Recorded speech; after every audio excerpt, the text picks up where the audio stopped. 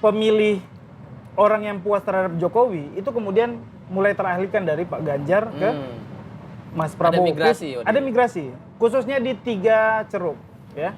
PDI Perjuangan walaupun pendukung utama pemerintah, kalau kita lihat kan beberapa kali kan memang berseberangan dengan Pak Jokowi ya. Bahkan di awal-awal periode pertama itu kalau kita ingat, itu kan PDI Perjuangan itu nampak seperti oposisi sebetulnya ya. Jadi gini, pertama menurut saya apapun surveinya, ya kan, apapun surveinya, kita hargai sebagai informasi, gitu ya. Tidak bisa menyalahkan karena 1-2 hal begitu. Nah, jadi kan di debat ini kan sebenarnya ajang untuk menguatkan iman juga.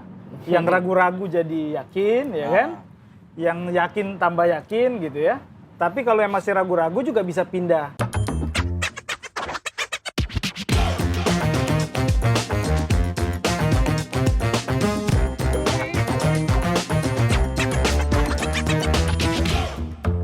Oke, jumpa lagi di Adu Perspektif. Dan hari ini lebih ke acara sebenarnya forum Ijtima Lembaga Polster. Iya benar. Ini para jumhur survei ya. Forum Ijtima. Yang menjadi rujukan, jadi selalu ada ininya ya, jumhurnya lah ya, jumhur. Ijtima ini udah kita akan menanyakan dan berdiskusi bagaimana lembaga-lembaga polster ini bisa bersepakat. Ijtima Ulama ini udah keluar juga nama mereka. Ini Ijtima Lembaga Survei hasilnya beda apa sama yang betul. Ijtima Ulama? Sekompak kan? Ijtima Ulama apa enggak? Lembaga survei ini. Seru juga ya kita bikin seru survei ini. Survei. Polster Club. Modernnya.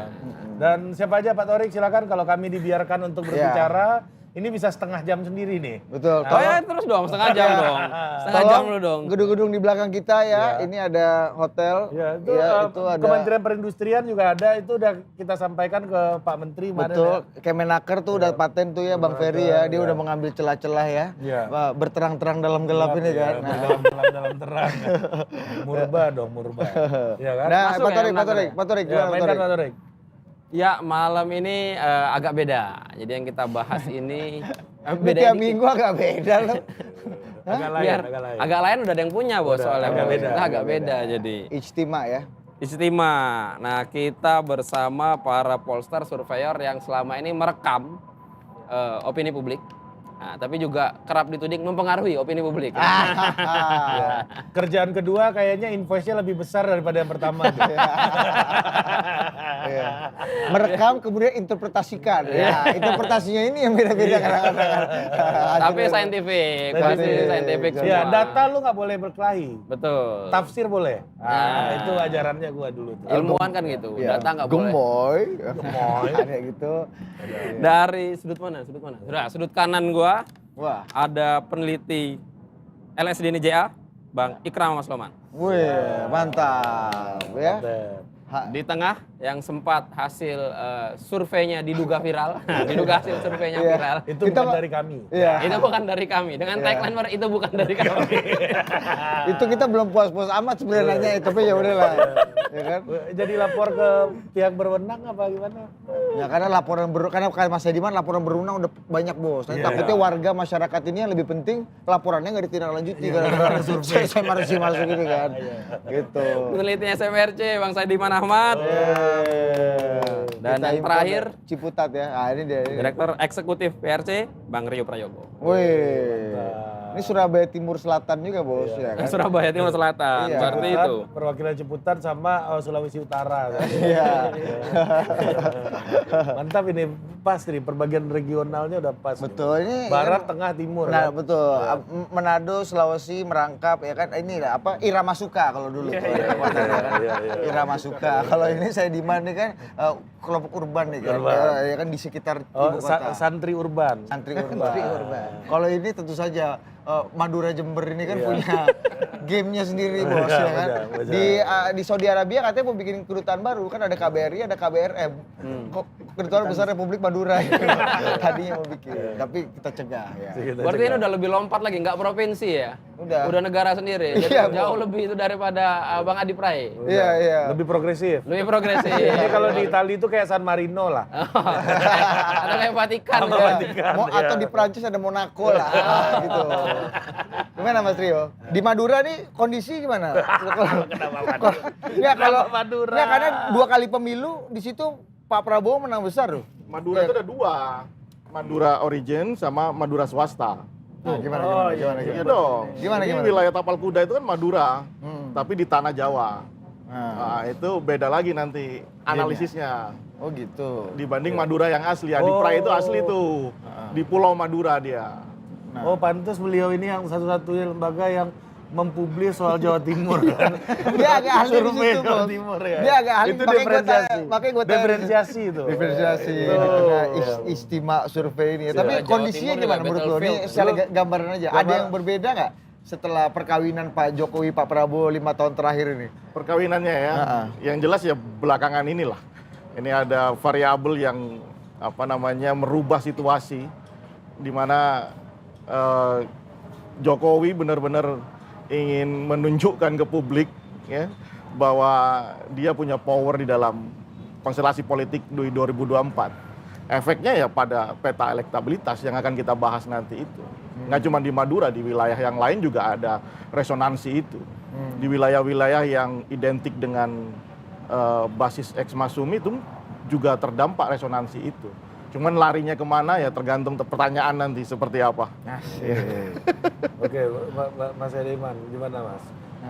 Ternyata setelah survei atas nama SMRC ini viral kan, karena suasananya agak NU kan. Kalau Muhammadiyah viral. Viral ya. Viral. Kan? Nah, Kalau viral ini viral dan boleh merokok ya. Viral. viral. Nah, setelah itu keluar, lembaga survei lainnya juga sama angkanya sama itu, nggak jauh-jauh beda lah. Yap. Nah itu gimana melihat Kondisi terkini lah. kondisi terkini ya? Iya, saya kira memang pasca penetapan cawapres Prabowo Subianto, Gibran, memang ada perubahan. Kalau kita lihat ya dari lembaga-lembaga survei yang muncul ya, yang biasa saya baca misalnya salah satunya indikator politik. Saya kira semuanya ya, sekitar 40% suara untuk Prabowo Subianto, Gibran. Kemudian untuk Ganjar Mahfud 30-an% dan sekitar 23-24% untuk Anies Baswedan. Tapi kalau kita lihat sebenarnya memang ada perubahan, tetapi sebetulnya sebelumnya itu Prabowo Subianto juga pernah di angka-angka sekitar 37-38%. Misalnya di Oktober kan angkanya sekitar 37-an%, jadi ya naiknya segitu. Sebelumnya juga di bulan Juni, Mei gitu Ganjar juga pernah agak di atas sampai 39%. Jadi saya melihat masih ada kemungkinan perubahan, masih fluktuatif sebetulnya di angka-angka itu. Tidak benar-benar kemudian ya naik tapi tidak begitu jauh. Naiknya kan kalau kita bandingkan dengan sebulan sebelumnya ya naik sekitar 3% sebenarnya. Oke, kita udah punya data perbandingan Kompilasi dari kompilasi beberapa lembaga survei ya yang melakukan survei belakangan ini. SMRC belum ada di situ karena yang terakhir kan Bukan dari dibantah, kami. bukan dari kami ya. Jadi kami masukin tapi Mas Ediman bantah. Tapi masukin aja bro, ini beredar. Janganlah Mas Ediman udah bantah, kayak enak kita gitu. Coba tolong ditampilin Pak Idam. Mainkan Pak Idam yang data dari DView terakhir. Nah, ini dia nih. Ini Indobarometer ya. Aduh, pas kena logo lagi di situ ya. Ini lagu Iya. Kurang lebih Indobarometer Anies Baswedan 18%, Prabowo 34, Mas Ganjar 26. Carta itu 24% untuk Anies, Prabowo 34 dan Ganjar 36. Ini berbeda ya. Beda. Mas Ganjar unggul. Sampelnya juga paling banyak, 2.400 ini. Betul. Kemudian indikator politik kurang lebih sama dengan Indobarometer, 24 untuk Anies, 39 untuk Prabowo dan 30 untuk Ganjar. Poltreking juga sama 24, 40, 30. Populi juga ini lebih agak ekstrim karena Pak Prabowo lebih unggul di 22, 43 dan 23. Sementara LSI Denny JA, ini dia gemoy ya. Ada penjelasan soal gemoy ini mantap juga. Ini Mas Anies 20, 40 dan 28. Tapi memang polanya 20 40, 30 kayak gitu semua ya. Iya. Eh, Anomalinya iya, cuma ada di carta ya di Carta. sini ya. ini Gimana apa penjelasannya nih? Pak Ikram? Jadi kalau data isbat tadi udah clear ini. Tanggal 14 hilal udah kelihatan. Ijtima ini. Ketinggiannya Sidang isbat ya. ketinggiannya memang per hari ini ya dari Jangan survei. Anda simpulkan langsung. Oh enggak, ketinggiannya tapi kalau saya mau jujur ya. Ini merujuk sidang isbat yang ini yang dibacakan biasa tadi. jadi, ya. Nah, kita harus bacakan bahwa dari sidang isbat yang dibacakan Kiai Didi tadi, Ya. memang per posisi hari ini ya Pak Prabowo Gibran ya yang paling. Walaupun sebenarnya kalau kita mau lihat Pak Ganjar itu kan tertinggi kalau di survei kita kan Januari. Ya, Januari. Awal tahun Setelah itu ada penurunan dengan banyak sekali sentimen ya. Orang terkait otoritas beliau tentang isu petugas partai, kemudian Piala Dunia agak turun, tapi agak naik. Kalau nggak salah di September agak naik. Nah, ini memang pasca titik naiknya dikoreksi pasca putusan MK itu ya. Pas MK kan termasuk ada aneka respon ya. Aneka respon yang publik melihat bahwa yang pertama ya kalau kita lihat bahwa ceruk pemilih orang yang puas terhadap Jokowi itu kemudian mulai teralihkan dari Pak Ganjar ke Mas Prabowo. Ada migrasi, Ada migrasi, khususnya di 3 ceruk ya. Pertama Jawa Tengah ya, Jawa Tengah terkoreksi. Kemudian tentu milenial ya, karena kalau kita pakai definisi umur ya satu-satunya yang dari ceruk milenial ya Mas Gibran ya, sehingga dari ceruk itu pun ada korelasi. Dan ketiga ya yang puas terhadap Pak Jokowi ya. Jadi memang migrasi ini banyak dan mempercepat sebenarnya proses migrasi ini ya, juga termasuk bantuan PDI dan tim Ganjar Mahfud ya sebenarnya. Bantuan seperti apa? Bantuan gimana nih? Ya dengan tentu mulai membandingkan, mulai mendelegitimasi, mulai mendowngrade dengan aneka. Kalau dilakukan oleh banyak tim ya, termasuk dengan isu-isu yang belakangan yang banyak publik ketahui ya tentu isu dinasti ya. Walaupun sebenarnya dinasti juga banyak bantahan ya. Karena secara teoritik itu kan disebut political family membership ya. Semestinya masuknya ke abuse of power yang kuat ya, tapi berkelindan dengan dinasti, berkelindan dengan sentimen, subjektivitas yang menurut saya kurang terukur sehingga mempercepat migrasi itu. Gitu. Karena mau nggak mau, percaya nggak percaya, publik yang puas terhadap Pak Jokowi, approval ratingnya itu di atas 75%. Ya. Kalau di kita 75%, teman-teman yang lain saya lihat 70%, bahkan ada yang 80% ya. Nah, ini kan sebenarnya untuk landingnya harus dibikin soft dulu ya, bahwa oke, secara terah darah memang bukan ke Mas Gibran, tapi mungkin secara ideologi, secara apa mungkin ke Pak Ganjar. Kan sebenarnya dibikin itu jembatannya. Nah, mungkin bridgingnya kurang terlalu jembatannya kurang terlalu kuat. Kerapuan-kerapuan ada yang mempercepat migrasi tadi. Gitu Pak Ari. Nah, tapi benar gak sih menurut Mbak Ikrar bahwa ketika tim Ganjar menyerang terus sama menyerang Pak Jokowi, elektabilitas Ganjar tuh menurun? Karena memang ceruk yang awal yang dibangun adalah bahwa secara narasi Ganjar kan bukan mewakili gerbong perubahan atau bukan mewakili sentimen, kan dia mendompleng terhadap ceruk Kepuasan rezim Jokowi. kepuasan dan sebagainya. Jadi Rezim mau keberlanjutan nggak lah, bejana keberlanjutan Nah, ya. bejana keberlanjutan ini kan orang akan melihat, oh bejana ini ternyata nggak utuh loh alirannya sungai. Bahkan ada aliran baru yang dibikin kan gitu. Nah, jadi percaya nggak percaya ada korelasi dan terbukti di survei itu ya. Oh gitu, memang ada korelasinya. Ada korelasi. Karena kalau di survei kita, pemilih yang puas terhadap Pak Jokowi di survei sebelumnya itu masih besar di Pak Ganjar. Sekarang ada penurunan di Pak Ganjar. Jadi Sebelumnya itu pemilih- kapan, Mas? Sebelumnya kita kan September ada survei. September. Oke. Di September masih di Pak Di Ganjar? September masih di Pak Ganjar masih cukup. Ini ada migrasi walaupun memang sebenarnya angka migrasinya belum pada titik mentok. Masih ada juga ceruknya di Pak Ganjar sebenarnya. Orang yang puas terhadap Pak Jokowi ya, menganggap pemerintahan berhasil dan puas, masih banyak juga. Enggak, kalau dikuras terus nih Mas Ganjar ini dikuras sampai habis nih suara Iya. Pak Jokowi ini berapa persen lagi kira-kira akan bisa Penurunan dan naiknya Prabowo gitu ya. Iya, bisa terkuras berapa persen? Kalau lagi? bajunya semua dilucuti, kira-kira Torik ini berat badannya berapa lah? Iya. Kalau saya kan per hari ini artinya baju yang disematkan oleh Pak Ganjar ini kan termasuk sentimen Pak Jokowi ada di situ. Kalau kita lucuti minimal ya, modal awal suara PDI pasti itu ya. Suara PDI 19 itu pasti jadi modal yang nggak Berarti mungkin. modal minimalnya Ganjar tuh akan sama dengan suara PDIP, PDIP, nih, 2019. Sebenarnya kan Meskipun banyak yang bilang juga PDIP si 19 atau 20 itu juga ada kontribusi Jokowi di sana. iya, gitu kan. betul juga. Tapi kalau kita lihat sebenarnya kan menyandingkan dengan Pak Mahfud kan sebenarnya untuk menambah ceruk baru ya. Tapi malah di data survei ini anomalinya juga yang pergi dari Pak Ganjar alirannya juga ada ke Pak Mas Anies.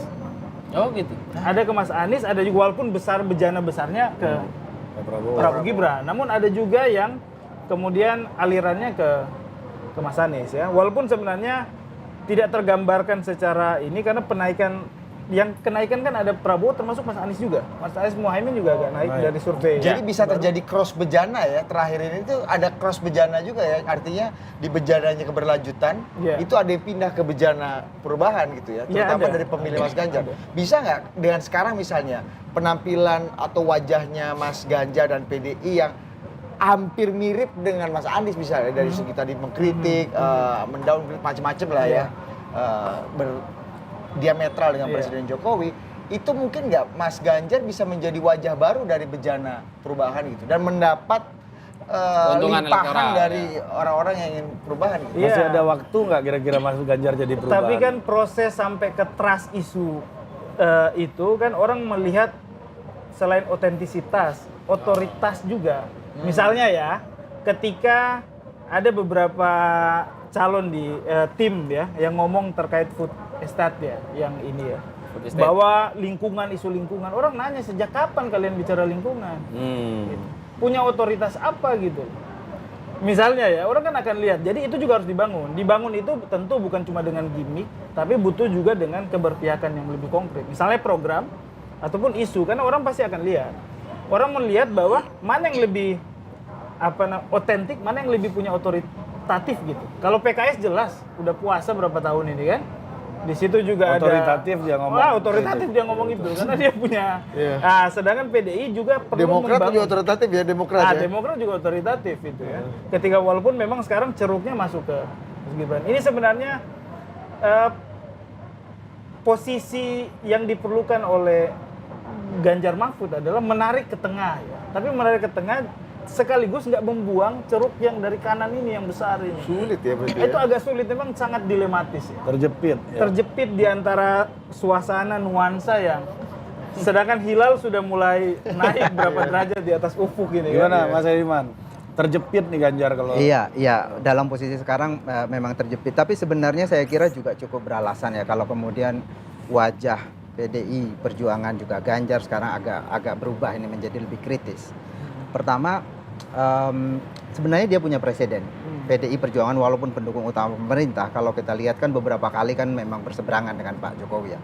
Bahkan di awal-awal periode pertama itu kalau kita ingat, itu kan PDI Perjuangan itu nampak seperti oposisi sebetulnya ya. Tapi itu artinya ada presiden sebelumnya di mana PDI Perjuangan sebagai partai utama pendukung pemerintah, tetapi dalam beberapa sikap, terutama yang terakhir misalnya, banyak sekali itu berseberangan ya, misalnya kayak bola itu, kemudian isu mengenai 3 periode, perpanjangan jabatan, kemudian penundaan pemilu, itu kan PDIP mengambil sikap yang berseberangan dengan kecenderungan pemerintah sebenarnya. Jadi sudah dilakukan sebelumnya, itu yang pertama. Kemudian yang kedua, saya kira sebenarnya kalau kita lihat kalkulasi politiknya mungkin sekarang terlihat kurang menguntungkan karena begitu populernya Pak Jokowi. Approval rating sekitar 75 sampai 80%, bahkan ada yang sampai 83% ya. Kemudian dalam posisi itu kan pasti berseberangan dengan pemerintah menjadi sangat tidak populer gitu. Tetapi sebenarnya ada celahnya karena misalnya untuk kasus politik dinasti kemarin, di survei kami yang terakhir tanggal 29 Oktober sampai 5 November kita turun survei nasional, itu kita menemukan bahwa isu politik dinasti ini memang tidak diketahui oleh mayoritas publik, hanya 38% yang tahu. Itu kita jelaskan ya, politik dinasti itu maksudnya apa. Jadi politik dinasti maksudnya adalah ketika ada seseorang yang ingin mendapatkan kekuasaan, ikut berkompetisi, tetapi ada ikatan darah dengan yang sedang berkuasa. Jadi ada dua unsur yang harus dipenuhi oleh politik dinasti. Pertama ada ikatan darah, kemudian ada yang sedang berkuasa. Jadi kalau Megawati misalnya dia punya anak Puan maju, itu bukan politik dinasti karena sudah tidak di dalam kekuasaan. Jadi berada di dalam kekuasaan ini yang kemudian bisa berpengaruh. Nah, kita tanya kepada publik, apakah Anda pernah dengar? Itu hanya 38% yang pernah dengar. Tapi kita tanya lagi, ada yang mengatakan bahwa politik dinasti dalam pengertian yang tadi itu membuat kompetisi menjadi tidak fair. Karena ada yang punya akses terhadap kekuasaan lebih dibanding yang lain. Apakah Anda sepakat dengan pandangan itu? 53% menyatakan setuju bahwa itu tidak membuat kompetisi menjadi tidak adil begitu ya. Kita tanya lagi, Anda suka atau tidak dengan politik dinasti? Dengan pengertian itu, 85% menyatakan tidak suka. Jadi sentimennya sangat negatif. Itu artinya kalau pengetahuan publik bertambah, ini bisa berbahaya sebenarnya buat calon yang dianggap oleh publik didukung oleh Pak Jokowi. Karena sentimen negatifnya bisa ke Pak Jokowi. Jadi apa yang dilakukan oleh PDI Perjuangan dan Ganjar saya kira juga punya alasan. Di tengah kesulitan itu, ya dia harus keluar dari persoalan. Salah satu yang dia bisa keluar adalah kalau sentimen negatif ini diketahui oleh. Nah, lebih gimana banyak publik. caranya itu Mas Hariman dengan waktu yang sangat terbatas ini? Ya sementara tadi kata Ikram juga shift ke tengah aja berat itu kan? Berat, tentu saja berat. Tetapi ya bisa jadi kalau jangan lupa bahwa Pak Jokowi dulu kan awalnya titik berangkatnya dulu kan juga tidak sepopuler, tidak besar gitu. Kemudian media membicarakan itu terus-menerus kan. Ada gerakan masyarakat sipil misalnya, tokoh-tokoh independen. Kalau itu terus menjadi gerakan yang membesar, itu bisa jadi, bisa terjadi. Karena itu tadi, bahwa tidak seluruhnya mereka yang pro terhadap Jokowi itu pindah. Kalau kita lihat hasil survei yang ada, yang pindah ini adalah mereka, kalau dilihat dari partainya ya, mereka pendukung Pak Jokowi yang di luar PDI Perjuangan. Yang PDI Perjuangan masih tetap solid. Jadi misalnya di Jawa Tengah gitu, kalau ya PDI Perjuangan tetap solid. Berarti atau di Jawa Timur. suara PDI dan suara Ganjar itu nggak akan jauh beda nih dalam situasi hari ini? Belum tentu, karena Ganjar gini, salah satu sumber suara Ganjar kan tentu saja adalah pendukung Pak Jokowi selama ini. Nah sudah ada yang pindah, tetapi tidak semuanya. Sekarang posisinya kan orang yang mempersepsi Pak Jokowi itu arah politiknya kemana, itu rada imbang sekarang antara ke Pak Ganjar dengan Pak Prabowo Subianto. Sebelumnya Ganjar lebih dominan, sekitar 40% yang menganggap Pak Jokowi itu dukungannya ke Ganjar. Nah sekarang ini posisinya imbang. Sebelumnya yang ke Prabowo itu 30-an%. Sekarang posisinya imbang. Jadi masih cukup banyak elemen pendukung Pak Jokowi sebenarnya yang ke Ganjar. Dan kita juga harus ingat bahwa pendukung Pak Jokowi ini menurut saya tidak sepenuhnya ideologis. Ada aspek rasionalitasnya. Economic voting bekerja di sana. Bahwa dia dipilih karena dianggap berhasil dalam pembangunan. Dan kemudian pembangunan ini diapresiasi oleh publik. Dan publik menginginkan pembangunan itu terus berjalan. Karena itu kalau kita pakai kacamata economic voting, bisa jadi nanti setelah debat ya, setelah kemudian publik disuguhkan debat yang serius yang dilaksanakan oleh KPU, orang kemudian melihat siapa sebenarnya di antara kandidat ini yang bisa melanjutkan keberhasilan pembangunan sekarang. Oh, jadi game changernya itu debat nanti. Bisa juga, bisa itu bisa terjadi. Karena saya melihat umumnya pendukung Pak Jokowi sekarang masih gamang sebenarnya. Pak Jokowi sendiri kan tidak eksplisit gitu kan menyatakan dukungan kepada siapapun. Kalau di level pilpres tuh debat tuh ngaruh nggak untuk perubahan peta dukungan? Bisa ngaruh. Karena salah satu yang dianggap penting oleh publik di dalam menentukan pilihan itu adalah platform kebijakan, dan itu muncul di dalam debat. Lalu kemudian kita ingat juga bahwa di survei-survei sekarang kan masih ada sekitar 25-30% publik yang sebenarnya masih bisa berubah, swing voters. Dan masih ada 10% yang undecided voters. Itu artinya sekitar 35-40% itu masih bisa berubah ini. Ya, yang bisa mengubah ini ya kayak tadi, debat mungkin atau isu tentang penyalahgunaan kekuasaan, politik dinasti. Kalau itu membesar itu bisa mengubah yang 40% ini menurut saya. Jadi masih ada celah sebenarnya. Oke, Bang Rio, Mas Rio gimana? nih, dilema Ganjar tadi, yang kemudian produk derivatifnya banyak sekali yang tadi kita bahas. Iya, pertanyaan paling pokok adalah apa motivasi orang memindah dukungannya? dari Ganjar ke Prabowo. Kalau itu adalah satu tesisnya ya, temuan dari hasil survei. Dan saya hampir tiap minggu turun ke lapangan ya, ingin memantau langsung dan kelihatan memang mereka ingin seperti yang dikatakan tadi, masyarakat di level bawah yang rata-rata tidak terliterasi dengan politik dinasti itu merasa bahwa dengan Jokowi ini mereka mendapatkan banyak sekali bantuan dan lain-lain ya, populisme ala Jokowi lah.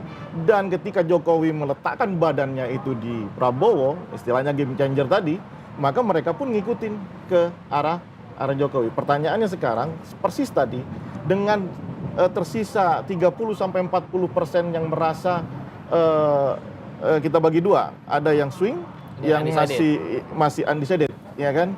Kalau istilah senior, unidentified voters begitu ya. Senior Hasan Nasbi. Iya kan?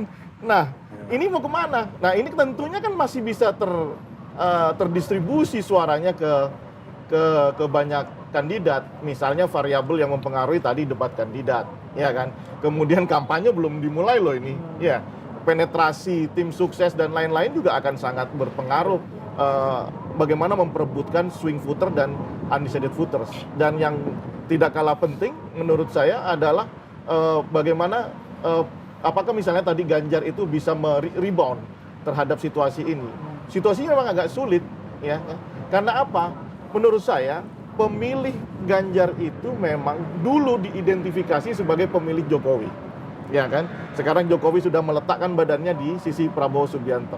Tetapi juga ada pemilih Prabowo yang memang tidak suka sama sekali sama Jokowi. Maka dialah akan lari ke Amin lah ya, ke Amin begitu ya. Nah, situasi yang seperti ini semakin banyak ini pertengkaran antara Prabowo dengan Ganjar, ya kan? Nah, tentu yang ada resonansi yang positif ke pihak Amin. Nah, tinggal bagaimana caranya Ganjar Pranowo bisa mengemas kampanye yang efektif, ya, penetrasi. Kemudian yang kedua, debat kandidat itu harus menjadi ajang pembuktian bahwa mereka itu layak untuk rebound, begitu kira-kira. Bang Rio, kalau kita lihat berarti dalam konteks hari ini perkelahian seberapa ini apa namanya, dengan waktu ya, kita menimbang aspek waktu nih gitu. Dan jarak antara elektabilitasnya Pak Prabowo, Pak Ganjar dan Pak Anies gitu. Pertengkaran antara dua ini seberapa mungkin untuk menyalip nih gitu. Menyalip dua kandidat lainnya. Mas Anies menyalip untuk kedua kandidat lainnya. Ya, mungkin nggak berapa? Ada juga survei kan yang sudah bilang bahwa Mas Anies sudah menyalip Mas Ganjar di survei IPO. Salah satunya juga ada referensi survei luar kalau nggak salah yang dikutip oleh Timnas Amin Australia itu, walaupun metodenya nggak disajikan buat kita kan, kalau pemberitahuan juga buat tim ses, kalau berita survei nggak ada metodenya nggak naik di Detik, nah gitu. Redaktur udah ngomong. Jadi harusnya sudah ada metodenya, kan sudah ada juga istilahnya mulai pembentukan opini bahwa ini sudah nyalip. Nah, ini memang posisinya sudah begitu nggak, menyambung tadi Ari bahwa kurang lebihnya kalau simpelnya dengan waktu yang tersedia, ya, bisa nggak nyalip? Target Mas Anies untuk masuk putaran 2 nih realistis. Atau seperti kata Ikram tadi, memang ini dua bejana yang terpisah. Artinya bejana perubahan dan bejana keberlanjutan ini punya gamenya masing-masing. Kalau Mas Ganjar turun, ya Pak Prabowo yang naik. Tidak berpengaruh kepada bejananya Mas Anies yang memang skup suaranya ada di orang-orang yang tidak suka dengan kinerja Jokowi. Ya, gitu. sama satu lagi ada info karena Bang Rio udah mengutip Bang Hasan tadi. Bang Hasan udah tidak bisa bergabung di Polster Club. Karena udah masuk struktur tim sukses. Oh, udah jubir. Tapi bagus juga. Fair. Udah masuk TKN dia. Tapi bagaimanapun begini, pertama ya. Oh iya benar ya. Udah gak bisa bergabung. Udah jubir ya. Jadi gini, pertama menurut saya apapun surveinya, ya kan, apapun surveinya, kita hargai sebagai informasi, gitu ya. Tidak bisa menyalahkan karena satu dua hal begitu. Yang kedua, bahwa pertanyaan Ari tadi, apakah bisa masih sangat mungkin terjadi overtake lah, kira-kira kalau di GP gitu ya, antara satu kandidat dengan kandidat yang lain. Saya mau menyimpulkan bahwa situasi hari ini, potret survei hari ini kan dipaksakan sebagai prediksi oleh beberapa orang, ya kan? Nah, ini yang menurut saya keliru, ya. Coba kita cek di data-data yang ada dari lembaga manapun itu. Undecided voters-nya itu maksimal di 10%. Nggak mungkin 10% itu langsung didistribusikan ke satu kandidat. Paling fair kita bagi 3 deh. Iya kan? Misterius Oke, normal lah gitu. Yang paling ekstrim katakan Populi, ya kan? Yap. Populi 43%, ditambahkan 3%, 3,5% tetap di bawah 50 plus 1%. Artinya asumsi atau framing satu putaran ya itu sah kalau politisi yang ngomong. Tapi kalau lembaga survei yang mengatakan itu saya agak gimana ya? Potretnya tidak demikian masalahnya. Kalau Bang Hasan sekarang udah boleh. Hah? Udah boleh. Oh, boleh karena Nggak jadi politisi. Sudah jubir gitu ya. Tapi Don Denny JA udah Iya. ngomong ya waktu Menuju itu. Pilpres satu putaran. Tinggal selangkah lagi. Gemuk. Itu bukan iklan 2009 itu. Iya. Hemat biaya Agak mirip pemilu yang sebelumnya. Iya, Udah jafu, bos. Udah jafu. Jadi survei ini kan Metode potret hari itu udah ini. pernah Potret hari Iya, ini. kan? Potret hari ini itu dulu ya Betul. kan. Ada time frame-nya ya. Iya. Coba kita cek di tahun tadi kita ngobrol sebentar ya. Tahun Cross-sectional 2020 sampai sekarang siapa capres yang tidak mengalami fluktuasi elektoral? Semua yang mengalami. Ya kan? Artinya itu tambahan argumen untuk mengatakan bahwa rasa-rasanya satu putaran itu tidak mungkin. Jadi tenang bos, kita belain bos. Pendukung berputar-putar misalnya. Kalau perlu aspirasi industri ya. Industri. nanti kalau udah 2 putaran kita temuin Pak Prabowo mau putar lagi nggak Pak? 3 pun ayo kita Pak.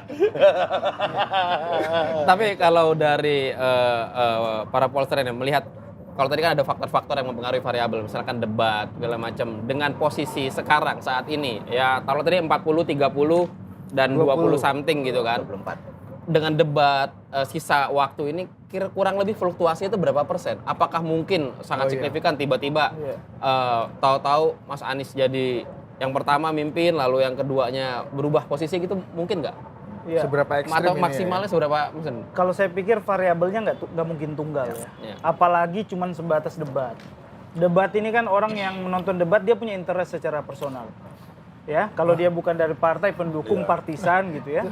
Kedua jangkauan. Atau ya. dinda-dinda di organisasi Iya ini ya. itu. Atau Jadi kita wartawan Ya. analis. Dinda, kau nonton abang dulu ya hari ini, Dinda.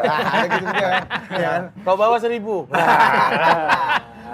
Pola. Dan bisa yang dipastikan kan yang mau coba digerek ini kan adalah yang belum menentukan pilihan yang 10%, Ya. plus pemilih lemah yang belum militan. Oh ya. Nah, jadi kan di debat ini kan sebenarnya ajang untuk menguatkan iman juga. Yang ragu-ragu jadi yakin, ya kan? Yang yakin tambah yakin gitu ya. Tapi kalau yang masih ragu-ragu juga bisa pindah ke lain hati. Tapi kan jumlahnya tadi kan range-nya 10-30%. 10% yang belum menentukan pilihan, 20% sisanya adalah pemilih lemah di masing-masing kandidat yang mungkin saja bisa migrasi. Plus yang nonton TV, akses TV dan sebagainya itu kan juga pasti. Tapi saya pikir peluangnya bukan cuma di debat, termasuk campaign, termasuk isu. Nah, memang di Indonesia untuk kancah pilpres, apalagi pasca 2014 ya, memang nggak ada lonjakan sampai 15% ya. Memang belum tergambar. Memang Jokowi kan memang sama Prabowo waktu 2014 agak sedikit turun, walaupun agak rebound lagi. Tapi selisihnya kan tidak sebesar itu. 2019 juga tidak sebesar lonjakannya 15 naik turun, enggak. Tapi memang di Amerika pernah terjadi. Itu kan dia pernah anjlok juga itu. Tapi memang ada tsunami. Nah, tsunami ini yang mungkin apakah akan terjadi? Tsunami ini bisa skandal. Ya. Atau mungkin ada keseleo yang sangat keseleo misalnya, keseleo lidah dan sebagainya. Keseleo yang sampai patah-patah lah sampai ya. patah-patah ya. Itu udah sampai Ya. Achilles, hamstring semuanya. Itu sudah. Abdesi itu tsunami Iya. bukan itu kemarin. Ya kan? Oh iya, tsunami-tsunami kayak gini ya. Tsunami kecil seperti itu, ya kan itu bisa menjadi Forum kiai kampung. approval rating orang melihat satu kandidat bisa kemudian membalikkan dukungan. Begitu, kecuali yang memang strong voters ya, yang sudah Tapi mau bukannya- apapun platform kebijakannya masa depan dia nggak mau tahu, yang penting gua si A misalnya. Mas, seperti bukannya ini ya, abdesi itu publik udah punya ketahanan yang cukup baik ya, antibody yang cukup baik. Bagaimana pergerakan abdesi dalam politik kita ini? Suara perpanjangan, suara 3 periode kan sempat juga tuh iya, waktu iya, itu kan. iya. Pakai- Dites-tes kan pakai abdesi kan. Sama itu. Artinya Perang- kalau ini- Barang aktif nih ya. Iya, artinya tubuh kita udah kalau ada penyakit ini udah punya imunitasnya sendiri gitu. Tetapi dalam narasi publik, ya di media sosial dan lain-lain, kalau itu dinarasikan, kemudian denial orang-orang yang merasa menjadi bagian dari tim sukses tertentu, kemudian mengatakan bahwa itu tidak ada kampanye dan jelas-jelas kan datanya seperti itu juga pasti akan akan mempengaruhi persepsi publik di bawah. 86% orang rumah tangga sekarang tersentuh sama ini loh. Iya kan? Sehingga ketika Anda, Didit dan Ari bikin TikTok, orang-orang di Papua juga bisa tahu. Begitu loh. Ini yang membuat informasi Gibran, Prabowo pindah Jokowi pindah ke ini ya berkat dari smartphone ini. Iya, memang kemarin tuh kita datang ke suatu kota ya, Dit ya. Banyak banget yang ngajak kita foto ya, Dit. Ternyata acara PDI. Ya memang penonton politik memang. Pemain-pemain tadi. Memang pemain. Ya nonton debat kalau kata Ikram. Iya, dan saya pikir Memang pemain. politik ini kan banyak juga erat dengan kekecewaan, walaupun memulihkannya lewat ajang pemilu, ya, memulihkan itu. Cuman memang kalau menurut saya sama kayak marketing ini, bro, marketing di bisnis ya. Makin hard selling orang makin Malas. karena itu kan memang kadang campaign di politik juga kan harus mendayu-dayu, masuknya lebih ringan. Tapi kalau sehingga politik ini soft selling orang nggak ngerti gimana. ya, Oh, ya, lu tuh jualan. tipis, kan gitu.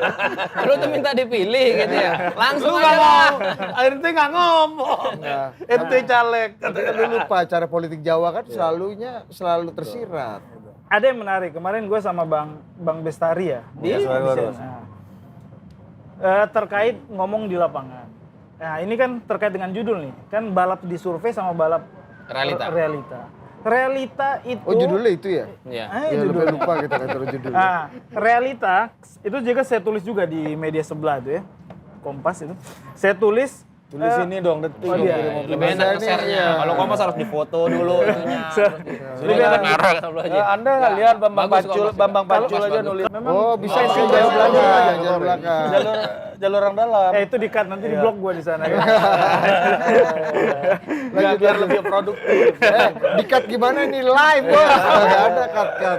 Biar lebih produktif Anda. Nah, jadi gini, kalau bicara adu balap di realita, yang selalu digaungkan itu adalah jumlah massa. Oh iya. Kan? Ya. Gue bilang kita pakai rumus apapun nggak nyambung. Kita pakai matematika sederhana. Matematika sederhana, anggaplah paling banyak lu datang tiap hari 20.000 orang datang. Pokoknya setiap lu turun 20.000.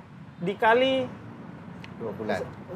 dikali sebulan baru 600.000. Dikali 4 bulan. Belum ada 0, anggaplah lu kampanye 5 tahun, itu belum sampai 30%. Itu nggak ada kerjaan, lu kerjaannya ketemu orang 20.000 ya? 20.000 aja, 20.000. Jadi secara matematika sederhana, campaign di lapangan juga bukan solutif. Kecuali gitu. lebih menarik campaign lu sama 5 orang, ya. Ketimbang 25, tapi 50 orang ini orang jalan kaki dari Cianjur ke sini menghadap Pak Ari tolong aspirasi saya, nangis. Itu lebih punya sentuhan. Lalu Pak Ari menggerakkan abdesi gitu ya. Lebih kuat yang kayak gitu. Jadi momentum tsunami ini bisa yang melonjakkan suara atau mereduksi suara. Lebih ke gimmicknya. Nah, gimmick-gimmick yang saya pikir banyak politisi bukan di jumlah suara ya. Ada apa yang kita wawancara di Totpol tuh. Dia bilang, kalau lu bisa ngumpulin 100.000 orang aja, itu buat kursi DPR aja itu 2 kursi, bro. Masih kurang 2 lagi itu kursinya, katanya. Itu DPR ya? Itu DPR, katanya. Kaki kursinya. Iya, kaki kursinya baru 2 ya? 2 lagi masih kurang tuh. Jadi itu saya matematika politik, bro. Orang yang datang tuh karena ada dangdut, ada door prize rumah, door prize umroh yang saya pikir banyak nih jalannya kan gitu. Oh, Mas Anies ini maksudnya. Enggak, banyak siapapun. Di Jujur- Prabowo, di jujur aja Ganjar, lah, di sini. Amin kan misalnya ya. Jadi agak ini kalau adu realitanya soal itu. Adu realitanya ya harus kalau compare betul-betul opini publik yang digambarkan oleh Bang Rio. Kan? Abangku ini kan saya di mana itu yang semestinya dipotret. Dan jangan alergi dengan survei. Karena survei betul kata Bang Rio, ini dia hanya menggambarkan di time frame tertentu. Yang November ya cuma berlaku di November. Kan bisa berubah di Desember. Cuman apakah naik turunnya gimana? Tapi kan politik kita nih Mas Rio kan masih gamenya masih show force kekuatan. Ya. Makanya stadion GBK, Indonesia Arena, alun-alun kota itu jadi Laku menjadi keras. laku keras. Tetap gamenya tetap itu kan. Nah ini tadi konversi ke elektoralnya apakah tidak nyambung itu gitu? Mas Rio? Enggak gini, Termasuk ada istilah Amin Rais syndrome misalnya itu kan yang diungkapkan Kang EF itu kan. Enggak, saya pikir begini, kekuatan massa tetap sebagai gerakan politik ya, gerakan sosial, gerakan politik kan butuh simbolisasi kan. Itu tetap sangat dibutuhkan oleh siapapun saya pikir. Ya kan, setuju kalau itu memang menjadi pilihan gerakan politik, instrumen politik untuk membangun narasi, ya kan. Tetapi mereka pun kalau kita mau jujur ya, siapa sih di antara capres ini yang tidak percaya dengan survei? Ya kan? Semuanya percaya kok dengan survei. Cuman respon terhadap survei, ya kan? Yang rumit itu kan bukan surveinya, tapi tafsirnya. Ya kan? Yang rumit adalah tafsirnya. Masing-masing intersubjektif sudah menafsirkan sesuai dengan kepentingannya masing-masing. Begitu kan? Makanya data survei ya dibandingkan dengan data survei. Ya. Nah, itu yang menurut saya harus menjadi ukuran. Nah, banyakan offsetnya itu adalah ketika data survei potret dijadikan prediksi satu putaran dan lain-lain. Nah, gitu. Ya kan. Nah, sementara ketika abis ini harus respon ya, karena gemoy satu sebentar lagi. itu juga ada gitu. aku juga sering menanyakan apa kaitan antara kenaikan elektoral dengan gemoy gitu ya. Kok di sini nanti itu saya santai dulu. Siap ya, Moy. Tahan dulu senior kan. Tapi paling enggak Gemoy ini membuat gua punya segmen agak lihat ganteng juga gua sekarang. Gara-gara ini Dia viral mendapatkan deh. kotel itu dari gemoy. gitu.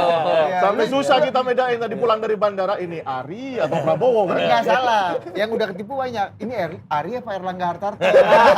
Lebih mirip dia. Senior. Ini menyambung Bang Rio ini. Iya. Satu putaran ini data survei kah apa data sur? Sur dan pay. Iya. Jadi ada lembaga survei, Sama lembaga sur. ada data survei sama data Sur. Ya, jadi kalau mengatakan secara gamblang satu putaran saya pikir enggak. Tapi mungkin bisa aja orang menganggap ini diambang satu putaran ya. Karena melihat bahwa Dia diambang pun belum layak. ya, karena begini loh. Dulu Ini diiklankan, nggak mudah loh. Dalam waktu survei September ke Oktober ada lonjakan suara yang luar biasa signifikan itu. Ya, di atas 5%. Dan saya pikir bahkan kalau kita lihat pergeseran suara di banyak pilkada di Jabar misalnya. Di Jateng itu udah mulai terjadi loh, orang cepat sekali perubahan. Di Jabar itu Pak Ridwan Kamil yang begitu kokoh tiba-tiba bisa terkoreksi juga walaupun tetap tidak merubah kemenangan. Begitu juga Mas Ganjar di Jateng itu kan cepat juga sama Pak Sudirman, terkoreksi juga dan itu terjadi dalam waktu yang sangat singkat ya. Jadi kalau kita lihat termasuk Pak Ganjar di Januari sangat tinggi, sempat turun, sekarang rebound lagi walaupun agak turun lagi sekarang. Itu kan artinya tinggal kesiapan dan kejelian melihat momentum. Gitu. Nah, momentum ini yang saya pikir masih akan secara jumlah pemilih yang terpenetrasi oleh debat mungkin kecil, tapi kita nggak tahu ada momentum apa di situ. Ya, ada tsunami apa di situ? Atau mungkin beberapa hari menjelang pemilihan misalnya ada hal-hal riak-riak kecil. Saya pikir memang belum pernah terjadi kayak Gary Hart di Amerika itu yang langsung anjlok gitu, Gary Hart tsunami-nya siapa sih? besar. Gerald Ford. Gerald Ford, Gerald Ford. Jauh ya. amat Gary Hart sama Gerald Ford. Gerald Ford ini kan Gua kira Gary anjlok. Neville. Kan gitu. sorry, saya kan bisa aja, walaupun memang di sini belum. Ya. Tapi saya pikir akan ada kemungkinan hal-hal kayak begitu bisa terjadi. Tapi Tinggal saya lihat begini juga, ada dua hal. Pertama, penetrasinya bagus. Kedua, cara menghindarinya bagus. Cara bertahannya juga bagus. Termasuk menghindari media atau briefing dengan media yang bagus gitu biar nggak terjadi blunder. Ini juga hal yang perlu dicermati khususnya ke Pak Prabowo Gibran gitu. Ketika menghadapi nggak boleh ada, karena kan posisinya di tinggi nih. Yang dikoreksi adalah pasti Pak Prabowo Gibran. Oke. Gitu. Masih soal game potensi satu putaran ini nih, Mas Rio dan Bang Sadiman. Ada yang mungkin bilang bahwa begini, bahwa ini upaya untuk meniupkan supaya dapat bandwagon effect. supaya orang kayaknya berdui-dui, kayaknya udahlah capek lah, kayaknya kita bergerak menuju yang menang aja gitu. Nah, Biar di cepat lah zaman pemilu ini harus 1 putaran aja kita tuntaskan gitu ya. Betul, jadi gue Bandwagonnya ya. agak banyak ketemu orang-orang yang kayak gitu Iya, tuh. biar Bro. habis itu kita kerja fokus. Iya, gitu iya, kan. iya. Bisa Ada juga gitu kan ya. Pemilih gampang ini Biar kan. cepat lah kita menata investasi ini kan. Nah, teman-teman Tapi masalahnya kan Anies Caimin juga klaimnya 1 putaran ini. Iya, Ini semua keren satu putaran. likuiditas mengering, Bos. Bahasa orang market. Iya. Bandwagon effect ini masih ngaruh nggak? Seberapa punya potensi sih? Pertanyaannya apakah pernah ngaruh? Ini dulu Pak SBY dulu yang paling Gemoy. berpengaruh bandar pasti. Itu nomor 1, baru publik. Ya. Tapi kalau kita lihat dari fluktuasi pergerakan suara kan, misalnya dua tahun lalu 2021 itu kan sangat tinggi tuh, sangat lumayan jauh itu jaraknya Prabowo dengan yang lain. Bahkan 2020 atau saya lupa ya 2021 awal itu Pak Prabowo sudah 34%, Pak Ganjar itu sama Pak Anies itu baru sekitar 5,9% ketika itu. Benar. Tapi kemudian kalau bandwagon itu efek itu bekerja, mesti kan Pak Prabowo di atas terus. Tapi kita tahu bahwa di 2022 sepanjang tahun itu Pak Prabowo turun, bahkan pernah disalib oleh Anies Baswedan di bulan Oktober November begitu ya, ketika pasca deklarasi disalib, sementara Pak Ganjar di atas dan kemudian berbalik lagi sekarang. Jadi kalau kita lihat fluktuasi gerakan itu sudah membantah sebenarnya bahwa publik itu bisa terdorong untuk milih hanya karena Survei. ingin melihat, ingin ikut pada pemenang. Demikian pula dengan underdog effect sebetulnya juga tidak berpengaruh. Kalau berpengaruh ya mestinya Anies Baswedan yang beberapa bulan terakhir di posisi ketiga ya dapat juga. Karena orang kasihan gitu ya. Oke, kita kasihan muncul ke sana. Saya kira di dalam fenomena 2 tahun atau 3 tahun terakhir sih itu tidak terjadi. Jadi bukan berarti hanya karena sudah 40%. Dan jangan lupa angka 40% ini kan sebenarnya tidak terlalu jauh juga. Pernah Pak di bulan Mei pasca deklarasi April 21 April Ganjar Pranowo sempat 39%. Kemudian turun setelah ada isu bola itu menjadi 32%. Jadi sudah pernah sampai ke angka sekitar 40-an persen itu juga, bukan hanya Prabowo sekarang. Sebelumnya Pak Prabowo juga sudah pernah 37%. Nah. Jadi masih ada kemungkinan sebetulnya terjadi perubahan, apalagi di dalam 2 bulan ke depan setelah kampanye itu intensitas sosialisasi itu mungkin akan semakin. Volatilitasnya tinggi kan? Ya bisa jadi volatilitasnya akan sangat Mas tinggi. Irman, apakah itu juga membuat kubunya Ganjar menyadari bahwa dia harus ke tengah dan harus membuka pintu untuk bicara dengan kubu Anies dalam konteks isu kecurangan pemilu? Ya kan, Sekjen PDI Perjuangan Hasto mengatakan ini ada kecurangan, kita udah komunikasi sama kubu Anies, walaupun Mat Ali wakil ketua umum Partai Nasdem menjawab jangan ajak-ajak kita, Bos. Pak Anies juga hari ini bantah. Sudah tidak ada komunikasi. Nah, ada komunikasi. Nah, apakah ini Rakyat lebih menderita apa katanya bahasa Mas Anies tuh? kalau dalam perang dunia itu kan semuanya bangun aliansi buat antam Jerman waktu itu kan, karena Jerman yang paling hegemon waktu itu kan. Saya kira ada 2 mungkin ya tujuannya kalau itu dilakukan. Pertama, tujuan jangka pendek untuk sekarang putaran pertama, bahwa sebenarnya yang berubah itu bukan hanya perubahan dari suara Ganjar ke sebagiannya ke Prabowo, tapi sebagian suara Prabowo juga keluar pasca dekat dengan Jokowi ini atau pasca Gibran itu juga ada yang keluar dan umumnya ke Anies kan, keluarnya ke Anies. Jadi ada potensi suara juga, walaupun Berarti ada yang keluar. Paling tekornya nih Ganjar dong. Paling tekornya Ganjar Ganjar keluar untuk ke Prabowo, Prabowo keluar ke Anies. Ganjar nggak dapat. Iya, itu yang terjadi sekarang. Saya kira untuk kemudian yang kedua, mungkin juga ini persiapan untuk putaran kedua. Karena di putaran kedua kan umumnya pemilih Anies ini kalau head to head antara Prabowo dengan Ganjar umumnya kan masih ke Prabowo Subianto. Jadi ya bisa saja narasi itu dibangun mulai sekarang untuk persiapan putaran kedua misalnya. Nah, tapi kenapa Bang Rio respon dari pihaknya Anies malah kayaknya ente nggak mau dekat-dekat ajak kita deh gitu kan. Gua bacain ada yang Sekjen. yang ngomong cengeng itu Bang ini Bang Taslim. ya.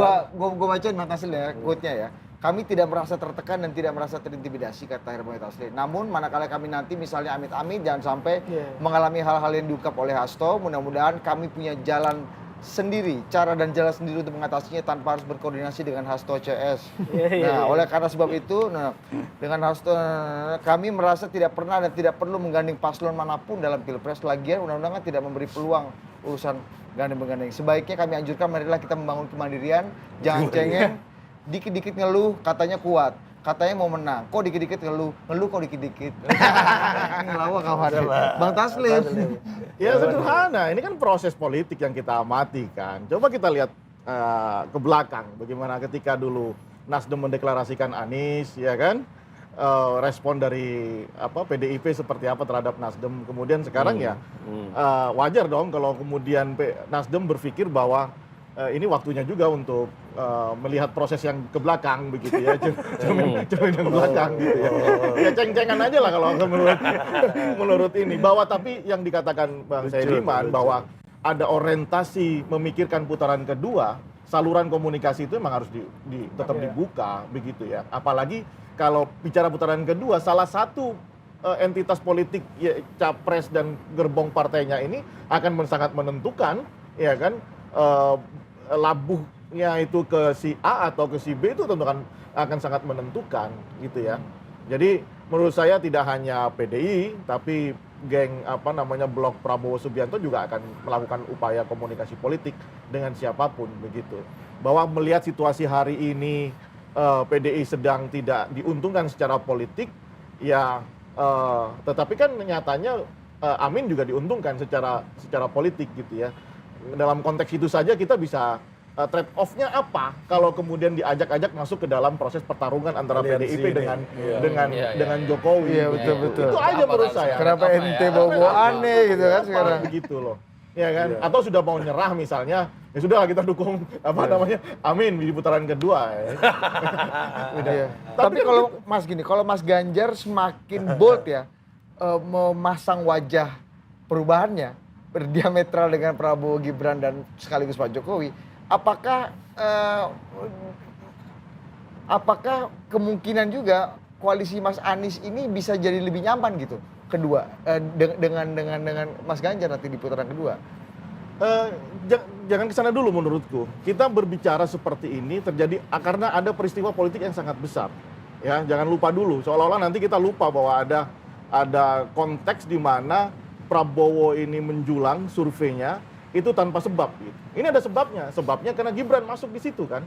Ya kan? Dan sebab inilah saya sudah ada di sini. Itu artinya apa tuh? Secara politis posisi saya mengatakan bahwa saya kurang sependapat dengan putusan MK itu, ya kan, melegalkan Gibran ada di situ. Bahwa potretnya hari ini Prabowo unggul bersama Gibran ya nggak apa-apa. Tetapi poin saya adalah komunikasi yang dibangun antara Ganjar dengan Anies, kemudian Anies dengan Prabowo, itu menurut saya harus berpikir sebagai sama-sama harus berpikir sebagai seorang pemain gitu, petarung gitu ya. Harus bagaimana seorang petarung itu? Ya sudah, ya gini, saya mau sederhanakan poin saya adalah Jokowi ini kan masih kader PDIP. Ya kan? Nah, yang dinarasikan itu selalu bahwa seolah Jokowi itu others. Sudah keluar. Dalam konteks konstruktivis gitu ya, melihatnya, oh ini di luar sudah. Padahal ini masih di dalam gitu loh. Sehingga narasi-narasi yang dibangun di media, di pinggir dan lain-lain, itu seolah-olah ini urusan internal dibawa keluar begitu. Sederhananya itu dulu. Jadi menurut saya tinggal panggil aja Jokowi seperti biasa-biasanya. Dan ketika itu dilakukan saya yakin akan terkoreksi itu beberapa dalam kacamata elektoral itu akan terkoreksi. Karena tegas ini PDIP. Sekarang Puan dan Hasto aja sering berbeda dalam memberikan statement. Nah, ketidaktegasan ini yang menurut saya itu mempengaruhi persepsi publik. Nah, orang di level grassroots itu sudah sangat sayang sama Jokowi. Itu tidak bisa kita pungkiri dengan approval ratingnya yang sangat tinggi. Sayangnya ya lewat sembako, lewat bantuan, tanpa komentar. Orang-orang Indonesia masih suka begitu tuh. Pemimpin yang miskin komentar, ya kan. Yang penting sembakonya nyampe. Dan mereka itulah akan. Kalau Anies komentar banyak, sembakonya nyampe juga. Nah itu tanya sama Timnas kayaknya. Tapi bicara strategi PD Perjuangan ya tadi Mas Rio udah ngomong gitu. kita ngobrol sama beberapa orang lah ya, sama BHM, termasuk Opung Panda. Kita melihat bagaimana dua wajah yang berbeda dari PDI. Ada Pak Sasto, kemudian ada Mbak Puan yang saling bertolak belakang satu sama lain, bahkan mengkoreksi satu sama lain gitu. Ada yang bilang gini, enggak lah ini permainan aja. Ini good cup, bad cup aja, tujuannya kan yang penting sama. Loh, ini gimana tujuan good cup, bad cup untuk tujuan yang sama itu menurut lu strategi PD Perjuangan ini lu lihatnya gimana tuh? Good cup, bad cup untuk tujuan yang sama. Opung Panda bilang gitu. Ya. Gue mau deal sama lu nih, terus udah mau deal kita hari marah-marah sama lu. Nggak jadi deh gue deal gitu. Kan logikanya kayak gitu kan. Nah ini lu melihat strategi good cup, bad cup ini gimana? Ya, kalau gue ngelihat kan pertama PDI juga punya tujuan ya untuk mengamankan suara partai ya. Suara partai PDI-nya sendiri ya, untuk memastikan bahwa PDI juga tetap jadi pemenang pemilu ya. Jadi saya pikir tetap mereka nggak mungkin bermain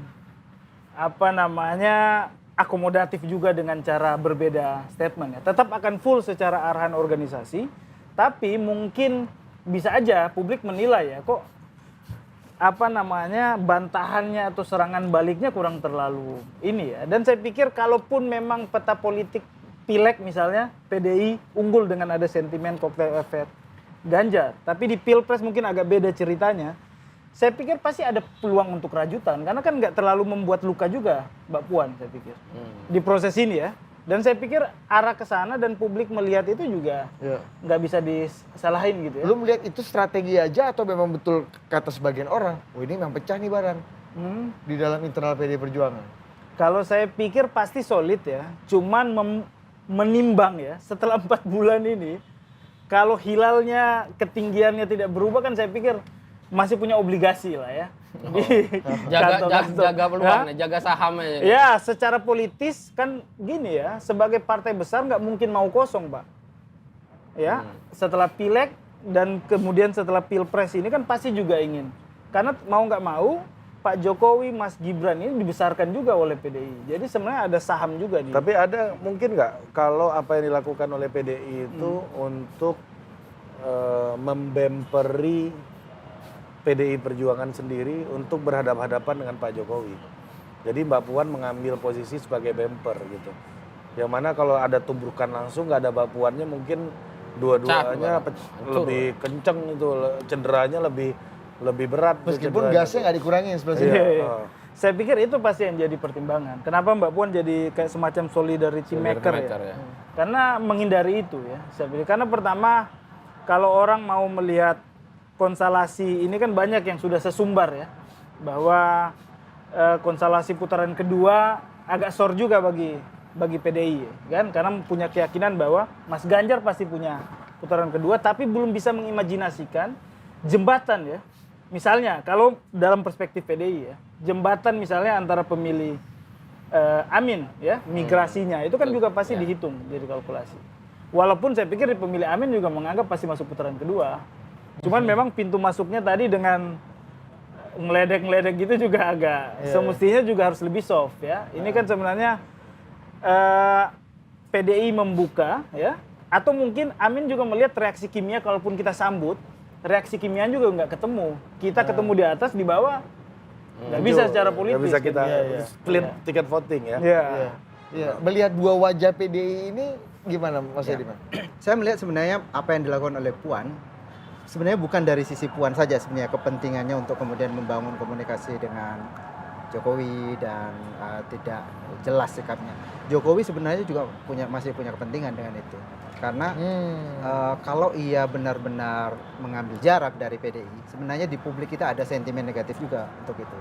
Seolah-olah pemimpin yang tidak pandai membalas budi itu kan di masyarakat kita ada tuh.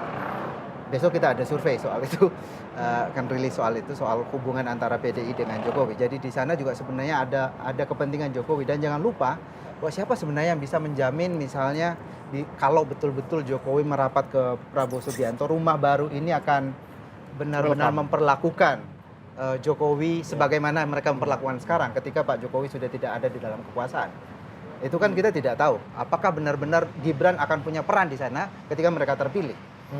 Kalau Pak Jokowi benar-benar kehilangan rumah politik kan bermasalah juga untuk dia kan. Jadi sebenarnya dia juga punya kepentingan, ada dua tadi, kepentingan untuk menjaga image juga di publik agar dia tidak jatuh sebagai katakanlah seorang anak durhaka di dalam politik, meninggalkan rumah politiknya ketika ia sudah ada di puncak, ketika ia sudah tidak membutuhkan. Bayangkan 22 tahun kan diusung oleh PDIP terus sampai di puncak karir seorang politik kemudian meninggalkan.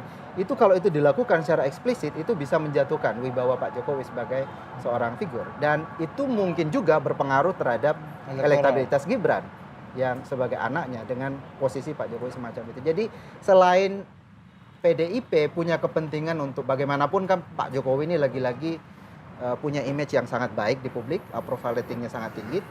Tentu PDIP berkepentingan tidak bisa juga benar-benar melepaskan itu. Bahwa ia pelan-pelan membangun narasi yang tidak sepenuhnya ikut Pak Jokowi, dan ini bagian dari strategi. Tapi juga tidak bisa hilang sepenuhnya karena ada kepentingan itu. Pak Jokowi bagaimanapun masih penting kira-kira. Dan di dalam survei kita akan menemukan tadi bahwa masih 50-50 sebetulnya. Publik menilai Pak Jokowi sebenarnya posisinya di mana. Belum sepenuhnya Prabowo. Tapi belum sepenuhnya juga. Meskipun sudah ada Gibran di situ, publik belum 100% yakin bahwa Pak Jokowi ada di Prabowo. Karena yang penjelasan yang tadi, apakah berkaitan dengan penjelasan yang tadi, belum migrasinya belum sepenuhnya ya. Dan tidak ada pernyataan eksplisit kan dari Pak Jokowi. Iya, tapi itu juga nggak ada Mas Saidiman. Kita ngelihat gestur PDIP bisa jadi seperti yang Mas Saidiman bilang bahwa masih merasa ada kepentingan di Jokowi, ada kebutuhan untuk menjaga Jokowi. Tapi gestur Pak Jokowi, apalagi setelah Gibran deklarasi ini nggak ada. Bahkan kalau mau dibilang Pak Jokowi menyiapkan rumah baru, dengan rumah baru sudah disiapkan ya rumah baru PSI. Dalam bentuk PSI yang ketumnya putra beliau yang justru bisa aja sangat nyaman lah di sini dengan ketumnya putranya. Dan dalam event-event terakhirnya PDI Perjuangan, deklarasi Mas Ganjar, Mahfud nggak ada. Nggak ada. Pendaftaran juga tidak ada. Artinya sudah ada ini ya, mempasifkan Jokowi lah bahasanya. Iya. Dan Mas Rio, Switch off ya. Mas Rio tesisnya tadi lebih solid misalnya. Enggak, publik di bawah udah yakin Pak Jokowi udah pasang badan ke Pak Prabowo gitu. Ini lu lihat badan. Gimana tuh Mas Rio? Ya kalau menurut saya sih ini orang semakin rasional, semakin berpikir rasional, semakin tidak rasional gitu ya. Gimana? Maksudnya gimana itu? Jadi ini kan mencari cara bagaimana misalnya respon terhadap situasi ini oleh PDIP itu kira-kira yang tetap menjaga potensi kemenangan baik dari segi elektoral partai maupun dari Ganjar. Ternyata pilihan-pilihan politik ini yang justru ya kan dianggap oleh publik Jokowi lebih kuat, harus diakui lah ya. Jokowi itu lebih kuat dalam peta pertarungan hari ini. Buktinya apa? Ganjar turun, kemudian Prabowo naik. Insentif dari mana? Ya dari pemilih Jokowi. Artinya kan Jokowi lebih kuat narasi. Lebih kuat dari PDIP dari dong PDIP. dalam konteks hari ini begitu ya. Nah, ya kan? Headline dia satu tahu aja nih. Iya. Iya dong. Iya kan? Pembuktiannya apa? Ya sederhana, data survei mengatakan bahwa Prabowo mendapatkan insentif elektoral dari pemilih Jokowi. Tapi harus dicatat, naiknya itu kalau kita bandingkan survei Oktober cuma 3%. Ya. Jadi mengubah suara 3%. Ya. Oke. Kita udah ada Belum. Kurang signifikan berarti Mas Saidiman ngelihat ya, bahwa dalam artian dengan koalisi besar dan juga dukungan. Kalau kita hitung misalnya dari koalisi besar kan koalisi Pak Prabowo kan 45% di kursi parlemen kan. Suaranya sekarang 40%, itu artinya tidak semua bahkan pemilih partainya itu ke sini. Sementara Anies juga demikian. Koalisi 3 partai itu kan sekitar 29% di parlemen. Suaranya sekarang sekitar 20 sampai 24%. Jadi ada pemilih dari partainya sendiri itu tidak solid ke sana. Bandingkan dengan Ganjar, dia koalisinya kan sekitar 25%. Suaranya sekarang sekitar 30. Jadi masih mungkin ada perubahan sebenarnya kalau kita lihat dari situ. Jadi bahkan pendukung koalisi partai-partai ini belum terlalu solid sebetulnya kepada mereka. Ya, saya percaya bahwa Pak Jokowi itu punya pengaruh, tetapi pengaruhnya menurut saya ada batasnya. Kemudian pengaruhnya itu bisa kalau sekarang mungkin pengaruhnya langsung ya, bahwa ada sebagian publik mempersepsi dia sudah ke Prabowo karena itu dia ke sana. Tetapi bisa jadi pengaruhnya itu bisa pada hal yang substansial. Makanya debat itu menjadi penting menurut saya. Karena boleh jadi mereka menginginkan keberlanjutan ini dalam pengertian keberlanjutan dalam arti yang hakiki gitu ya. Bukan sekedar karena ya ada ikatan Simbolik, darah, ya. simbolik gitu. Tapi benar-benar dia mampu melanjutkan. Dan satu hal, kalau di dalam survei kita itu kita menemukan ada 2 hal kan biasanya yang diperhatikan oleh publik. Yang pertama itu kedekatan dengan rakyat. Itu umumnya politisi itu dianggap dekat dengan rakyat, partai-partai. Tapi ada satu yang dianggap tidak ada pada politisi-politisi, yaitu integritas. Kecuali pada Mahfud MD. Nah, Mahfud MD ini punya keunikan karena di antara politisi aspek integritas ini tidak dimiliki yang lain. Satu-satunya memiliki dalam jumlah yang lebih besar itu Pak Mahfud MD. Nah, ini bisa menjadi isu yang Tapi kata Mas Ganjar soal hukum cuma 5 nilainya. oh gitu ya. Integritas itu penting. Integritas itu penting. Apalagi misalnya ya, kalau kita lihat publik semakin banyak yang tahu bahwa proses Gibran masuk menjadi kandidat ini melalui proses yang tidak Kalau angka lebih dari 38% ya akan mempengaruhi. bisa berpengaruh karena aspek integritas itu sangat penting. Mas, apa yang akan dilakukan oleh Ganjar apabila untuk nge-push awareness publik soal MK ini ternyata susah? Politik dinasti dan Iya, MK kan iya. strategi tadi makin Iya, tinggi ternyata- awareness makin terkoreksi Pak Bahkan Prabowo. Mas Ganjar sudah muncul sendiri kan? Iya, lebih Bicara susah soal ini. mengangkat itu awareness itu daripada awareness soal MK dan dinasti itu mungkin daripada meningkatkan elektabilitas Pak Erlangga atau Pak Caimin gitu misalnya. Saya kira sekarang yang kurang dari ini kan sebenarnya Pak Erlangga ini kan Iya, bukan kan persoalan dulu segitu. persoalan capres semata sebetulnya soal MK ini. Ini persoalan publik secara umum dan kekhawatiran mengenai itu kan sudah muncul. Yang absen dari gerakan yang ada sekarang itu adalah mobilisasi massa yang besar. Seperti misalnya Undang-Undang Cipta Kerja ketika itu kan approval rating Pak Jokowi sempat anjlok itu ketika Undang-Undang Cipta Kerja. Ada mobilisasi massa yang sangat besar di daerah-daerah.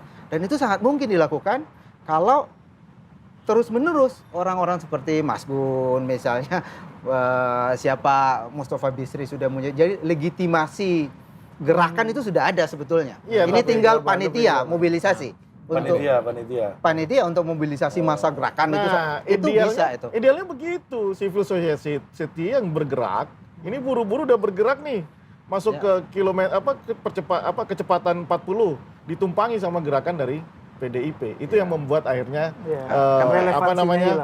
relevansinya jadi tidak ini. Gitu. Harusnya diam saja, panggil urusan ini kan urusan internal nih. Sekali lagi ini urusan internal, ya kan? Oh, Anda melihat air minyak ini mau coba disatukan nih? Jadi satu Bukan, lawan dari populisme ya rakyat itu sendiri kan. Ya kan, nah civil society inilah sebagai representasi dari gerakan masyarakat. Harusnya kalau ini tumbuh terus berkembang menjadi gerakan yang masif, saya kira runtuh itu kekuatan the power of Jokowi itu akan terdeviasi secara signifikan. Tapi tadi Anda bilang sayangnya ditumpangi oleh PDI Perjuangan. Nah, ketika ini civil society bergerak, kemudian menurut saya ada kita menganalisis itu ada kemudian ditumpangi sama. Kalau isu dan aspirasinya sama apa salahnya, Mas? Dan apakah masalahnya itu bisa kan jadi daya tolak? Masalahnya sekarang yang The enemy of my enemy is my friend. Ya, mas friend. Tapi masalahnya sekarang Jokowi ini mukanya di depan grassroots itu sangat positif. Iya kan dibandingkan sosok Megawati misalnya. Tetapi kan bukan kalau dalam konteks kita sebagai orang yang literasinya cukup, bukan itu, ya kan, bukan itu. Tapi kan kita harus masuk ke persepsi massa ini yang tidak sama dengan kita, ya kan. Kita elit nih, elit yang berbicara sebagai pollster hari ini. Persepsi kita terhadap melihat interaksi kekuasaan, politik dan lain-lain itu berbeda dengan orang yang hanya berpikir tentang sembako, bantuan dan lain-lain, itu berbeda kan. Cara melihatnya kan berbeda. Harapannya terhadap Jokowi kalau kita melihatnya sudah seperti kata Bang Saidiman tadi, ini soal moral begitu ya. Di lapangan gimana, Kram? Lihat tadi. Iya, memang kalau mau ditargetkan semacam social movement yang ini mesinnya udah dingin.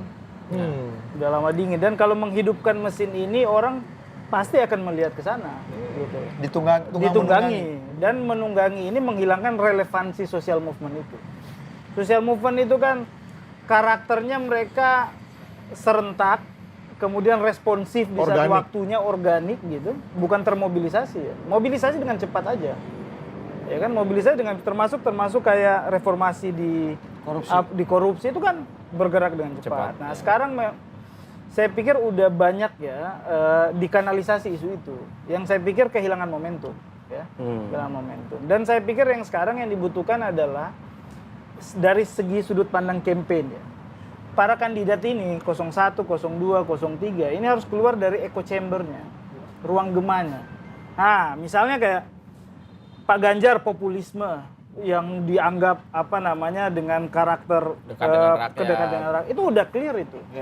Mas Anies juga udah clear itu dengan retorika Intelektual ya. Nah, memang perlu diikuti juga yang gemoy-gemoy tadi. Nah, ini kita masuk ke gimmick. Nah, gemoy ini kan gini bos, 2009 Macan Asia turun dengan karakter, kan artinya udah kuat sebagai sosok pemimpin kuat. Ini dia mau bahwa selain kuat, dia juga populis juga nih. tapi Ini juga keluar dari echo chamber ini. Anda mau bilang kalau Pak Prabowo sampai menang di 2024, gemoy ini lebih decisif daripada Macan Asia ya. Oh enggak. Ternyata formula kemenangan bukan macan, tapi gemoy. Macan Asia udah ada di tubuhnya. Udah ada. Ini tambahan perisai. Armor. Saya kira itu ya. juga menjauhkan kita dari relevansi ya. Kalau soalnya kita bisa Founding duga. Fathers kita akan menangis kalau lihat calon pemimpin kitanya. Oh iya, bukan soal gemoynya yang dilihat publik. Yang dilihat adalah bahwa pemimpin ini juga bisa secara sederhana, bisa secara rileks ya, berhadapan dengan publik gitu. Apalagi kita dihadapkan dengan 2019 polarisasi. Artinya Pak Prabowo yang tadinya tegas, gemoy ini adalah ekspresi sisi rakyatnya. Iya. Jadi kayak dulu 2014 Iya. Jokowi adalah kita aja, Iya. kayak kita ngelihat teman-teman kita di komplek aja gitu Iya. kan. Ya, seperti halnya Pak Ganjar itu yang Anda Mas Ikram bilang Pak tadi, Ganjar yang udah merakyat, dia perlu Pak Mahfud. Karena kan image-nya kan orang ngeliat kurang otoritatif. Image petugas partai lah, image ini, religiusitas yang dianggap ini kan Pak Mahfud untuk menambal itu kan. Nah, cuman memang apakah tambalan ini besar atau bisa menutupi semua? Oke. Itu apa enggak? Itu kan kalau jadi- gua sama Budi kalau duetnya religius barbarian. Religius tapi barbar. Ya, Mas Asto nggak usah nyari-nyari kawan lah. Kalau berantem sendiri aja, ngapain nyari-nyari kawan? berantem aja sendiri. Ya, kalau nyari-nyari kawan. Kecenderungannya adalah kira-kira orang yang semula menjawab Anies itu akan lebih besar kecenderungannya ke arah mendukung Prabowo. Nanti saya tunggu Om Ade Armando aja masuk saya nanti lawan Mas Ganjar. Gimana Bang? Apa gimana? Gua tunggu aja koalisi Mas Ade Armando, nanti kita lawan Mas Ganjar. ketika di survei November, dia hanya berlaku di November. Dia nggak berlaku di Desember, Januari, termasuk Februari. Termasuk juga yang harus dipikirkan adalah potensi golput.